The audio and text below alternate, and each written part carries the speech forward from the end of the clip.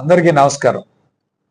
రేపు అనగా 27వ తారీఖున నర్సరావుపేట అసెంబ్లీ నియోజకవర్గ పరిధిలో నర్సరావుపేట మండలం ఉపాధ్యక్షుడు వైస్ ప్రెసిడెంట్ ఎన్నిక, అట్లానే పలు గ్రామాల్లో నర్సరావుపేట మండలం అట్లానే రొంపిచెర్ల మండలం పరిధిలో పలు గ్రామాల్లో ఎక్కడైతే ఖాళీలు ఉన్నాయో అక్కడ వైస్ ప్రెసిడెంట్ ఎన్నికలకి నోటిఫికేషన్ ఇవ్వడం జరిగింది.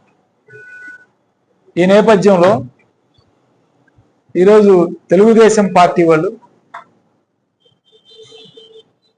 వాళ్ళకి మెజారిటీ లేకపోయినా, ఉదాహరణకి నర్సరావుపేట మండలంలో 17 మంది ఎంపీటీసీలు ఉన్నారు. 17లో ఒకరు చనిపోయారు. ఆ చనిపోయిన వారి వలన ఈరోజు ఉపాధ్యక్షుడు ఎన్నికలు జరుగుతూ ఉన్నాయి. ఒక ఎంపీటీసీ చనిపోయింది. మిగిలిన వాళ్ళు 16 మంది ఉంటే 16 మందిలో ఒక్కరు కూడా టీడీపీ పార్టీ నుంచి గెలవలేదు. మా పార్టీలో గెలిచిన ఒక అమ్మాయిని మాత్రమే టీడీపీలో చేరి ఆ అమ్మాయికి పార్టీలో చేరినట్టు కండవ ఇచ్చే కార్యక్రమం జరిగింది. అది ఎప్పుడు ఈ కూటమి ప్రభుత్వం వచ్చిన తర్వాత. అంటే వాళ్ళ సంఖ్య 16లో 1, 15 మంది ఈరోజు వైఎస్ఆర్ కాంగ్రెస్ పార్టీ తరపున ఉంటే వాళ్ళు ఎలా గెలుస్తామని అనుకుంటున్నారు? ఈరోజు పోలీసు వారిని అడ్డం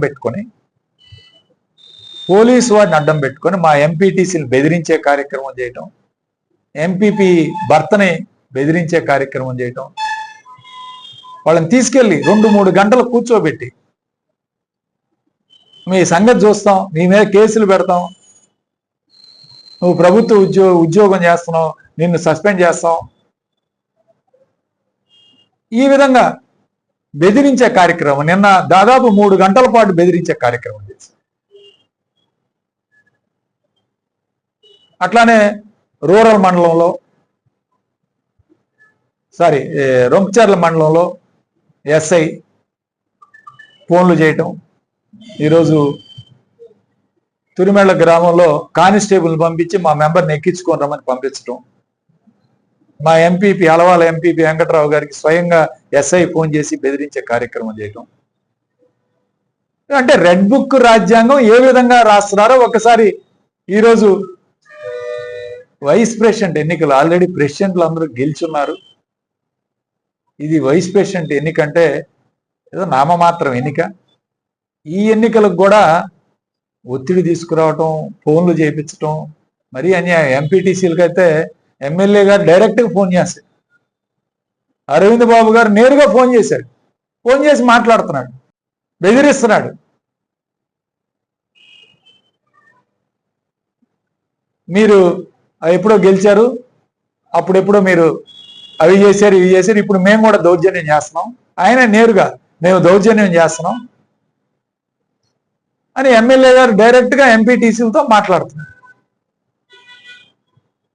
అట్లానే ఎమ్మెల్యే గారు మాట్లాడిన తర్వాత మళ్ళీ ఇన్ఛార్జ్ మినిస్టర్ గొట్టిపాటి రవికుమార్ చేత ఫోన్ చేయించే కార్యక్రమం. అంటే ఎక్కడికి వెళ్తున్నారు వీళ్ళు? ఏం చేస్తున్నారు? పోలీసుల చేత లేనిపోని కేసులు పెట్టడం, వాళ్ళు నిర్బంధించే కార్యక్రమం చేయటం.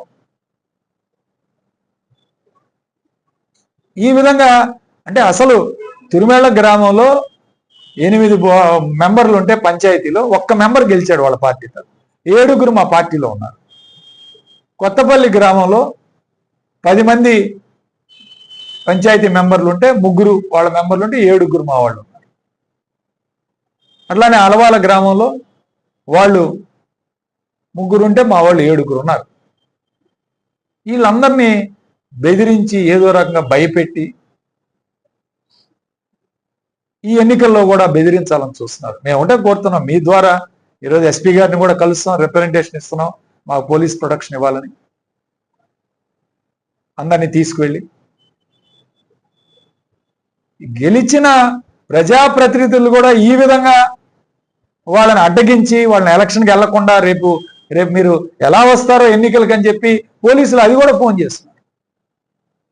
ఇప్పుడు పంచాయతీ బోర్డు మెంబర్లు ఈ ఎంపీటీసీలని అసలు ఎన్నికలకు రాకుండా అడ్డుకోవాలని కూడా ప్రయత్నం చేస్తున్నారు. దీన్ని మేము తీవ్రంగా ఖండిస్తున్నాం ఈరోజు. ఎందుకంటే అధికారం ఈరోజు మీకు ఉండొచ్చు, కానీ ఈ విధంగా చేయమని ఎక్కడా రాజ్యాంగంలో లేదు. మరి ప్రజాస్వామ్య విలువలకు మేము గౌరవిస్తామని చంద్రబాబు నాయుడు చెబుతాడు, లోకేష్ అక్కడ చెప్తాడు, ఇక్కడేమో అమలు పరిచేదేమో రెడ్ బుక్ రాజ్యాంగం. పోలీసు వాళ్ళు మనం చూసాం, మొన్న ఎమ్మెల్సీ ఎన్నికలు చూసాం. ఎప్పుడు చూడలే నేను ఎమ్మెల్సీ ఎన్నికల్లో ఇంత ఘోరంగా రిగ్గింగ్ చేసుకొని గెలిచారు. చెప్పమానండి, ఎమ్మెల్యేల దగ్గరుండి రిగ్గింగ్ చేశారు. అసలు పట్టభద్రుల ఎమ్మెల్సీ అంటే కనీసం గౌరవమైన వ్యక్తుల్ని, పెద్దల్ని ఎమ్మెల్సీగా పంపించాలని రాజ్యాంగంలో రాస్తే పార్టీ అభ్యర్థికి ఇచ్చి ఓట్లు చేర్చుకొని ఎక్కడ ఓటింగ్ సరిగ్గా లేకుండా దొంగ ఓట్లు వేయటం, రిగ్గింగ్ పాల్పడటం, అలా పాల్పడితేనే అన్ని ఓట్లు మెజార్టీ వస్తుంది. లేకపోతే ఎందుకు వస్తుంది మనకు తెలియదా సామాన్యుడికి కూడా. ఎమ్మెల్సీ ఎన్నికలు అపహాస్యం చేశారు. ఇప్పుడు ఈరోజు ఎంపీటీసీ వైస్ ప్రెసిడెంట్ ఎన్నికలు ఈరోజు అదే విధంగా చేస్తా ఉన్నారు. వైస్ ప్రెసిడెంట్ గ్రామంలో పంచాయతీకి వైస్ ప్రెసిడెంట్ ఎలక్షన్లు కూడా వీళ్ళు ఇంత ప్రిస్టేజ్గా తీసుకొని ఇంత చేయాల్సిన అవసరం ఉందా? పోలీసు వారికి అదే చెప్తా ఉన్నాను. ఖచ్చితంగా ఈ ప్రభుత్వం శాశ్వతం కాదు, ప్రభుత్వాలు మారతాయి. మాకు టైం వచ్చింది, మాకు టైం వచ్చినప్పుడు ఖచ్చితంగా మిమ్మల్ని గుర్తుపెట్టుకుంటాం. మేము ఒకటే చెప్తున్నాం, ఎవరిని కూడా వదిలిపెట్టేలే. రెడ్ బుక్ రాజ్యాంగం ఆయన రాస్తే బ్లూ బుక్ రాజ్యాంగం మేము రాస్తున్నాం, ఖచ్చితంగా రాస్తున్నాం కూడా. అక్షరాలేదు నిజం. మీరు కాబట్టి మీరు చేయాల్సిన మీ కార్యక్రమం ఏది ఉందో మీ లిమిట్స్లో మీరు ఉండండి. అంతేగాని ప్రజల్ని బెదిరించడం, వాళ్ళని అడ్డుకోవటం, వాళ్ళ కేసులు కొత్త కేసులు పెట్టడం, ఈ విధంగా చేసే కార్యక్రమం చేస్తే మేము ఊరుకునేది లేదు. ఎస్పీ గారిని కూడా కలుస్తున్నాం, ఎస్పీ గారు కూడా కలిసి రిప్రజెంటేషన్ ఇస్తాం. అందరి తరఫున మాకు పోలీస్ ప్రొటెక్షన్ ఇవ్వాలని కోరుతున్నాం. ఎటువంటి అవాంఛనీయ సంఘటనలు జరిగినా దీనికి కారణం అధికార పార్టీ ఎమ్మెల్యే, అధికార పార్టీ సభ్యులు, పోలీసు వాళ్ళు. రేపు జరగబోవు ఎటువంటి అవాంఛనీయ సంఘటనలకైనా వీళ్లే కారకులు. ఖచ్చితంగా న్యాయస్థానాన్ని కూడా ఆశ్రయించే కార్యక్రమం చేస్తాం, ఎక్కడ వదిలిపెట్టే కార్యక్రమం చేయం. దీని మీద వదిలిపెట్టాం. ఖచ్చితంగా న్యాయస్థానానికి కూడా అవసరమైతే న్యాయస్థానానికి కూడా వెళ్ళి పోరాటం చేయడానికి సిద్ధంగా ఉన్నాం. దయచేసి ఇది గమనించుకోగలరు.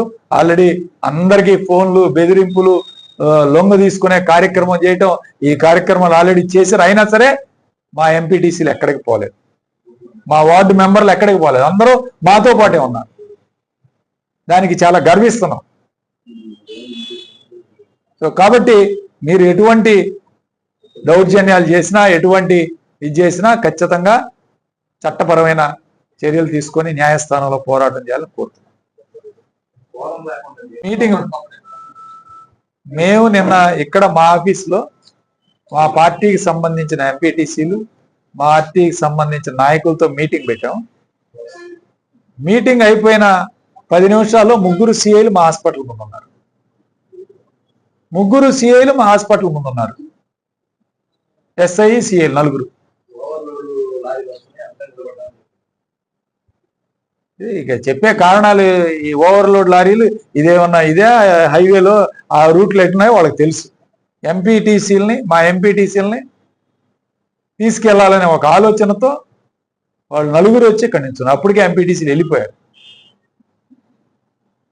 ఇది పోలీసు రాజ్యాంగం, రెడ్ బుక్ రాజ్యాంగం. ఈ విధంగా నడిపిస్తున్నాడు లోకేష్ రాష్ట్రంలో. ఇది ఉదాహరణ. నిన్న జరిగిన ప్రాక్టికల్ అంశం మీకు సీసీ ఫుటేజ్ కూడా ఇస్తాం కావాలంటే. మా దగ్గర సీసీ ఫుటేజ్ కూడా ఉంది. కాబట్టి ఇది వీళ్ళు చేసే కార్యక్రమం. కాబట్టి ఖచ్చితంగా అంటే కలవాల్సిన వారిని కలిసి కాగితం ఇవ్వాలి, ఎస్పీ గారిని కూడా కలవాలి. ఆ ఫారం అది తప్పకుండా చేస్తాం. దాని ద్వారా ఎటువంటి భవిష్యత్ కార్యాచరణ ఉంటుందో దాని మీద ఆధారం.